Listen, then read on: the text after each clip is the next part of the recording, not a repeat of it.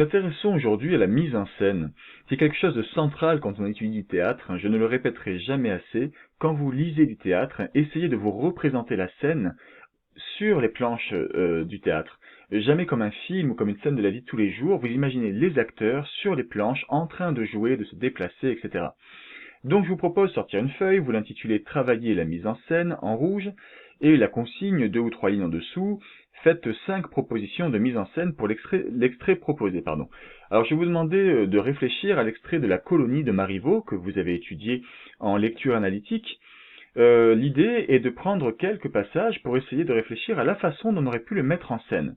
Alors la mise en scène est quelque chose que nous avons déjà évoqué dans la séance d'introduction. J'avais proposé quelques pistes de réflexion sur cet élément central du genre théâtral. Alors quand on pense mise en scène, parmi les premières choses auxquelles on réfléchit, c'est au déplacement, à la gestuelle. Quels gestes font les personnages? Comment se déplacent-ils sur la scène? Mais également leur intonation, la façon dont ils vont marquer le ton, le rythme, vont-ils parler vite ou lentement? Ce sont des choses auxquelles réfléchit un metteur en scène, tout comme à ce qui va être lié à la lumière, au bruitage, on pourrait mettre la musique aussi, ou encore les costumes, les accessoires, les décors. Donc là, vous voyez que je fais référence à tous ces techniciens qu'il y a autour d'un spectacle que l'on cherche à monter. Alors le metteur en scène n'est pas seul pour réfléchir à cela, mais ça fait partie des choses auxquelles il doit songer. Alors en ce qui vous concerne, je vais vous encourager encore une fois, quand vous lisez du théâtre, à essayer de réfléchir à ces options-là, qui seraient celles du metteur en scène, comment est-ce qu'il pourrait produire, représenter l'action.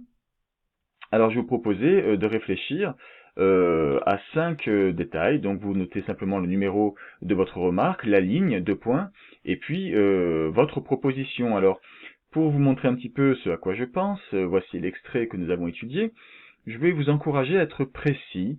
Ne prenez pas un long passage avec une remarque générale du type en parlant fort, mais cherchez à imaginer de façon assez détaillée la façon dont l'acteur devrait jouer la réplique.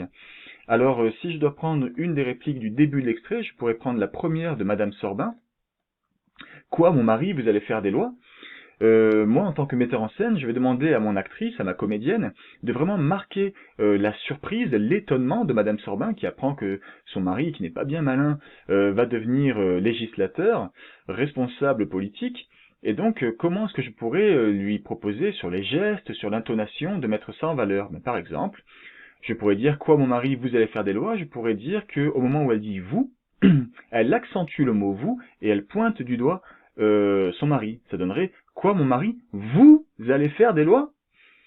C'est pas grand chose, mais c'est déjà une mise en scène. Ça va donner un choix dans la réplique, une intonation, un geste, et donc là on écrirait ligne 1, ligne 5, Madame Sorbin pointe du doigt son mari, accentue le vous.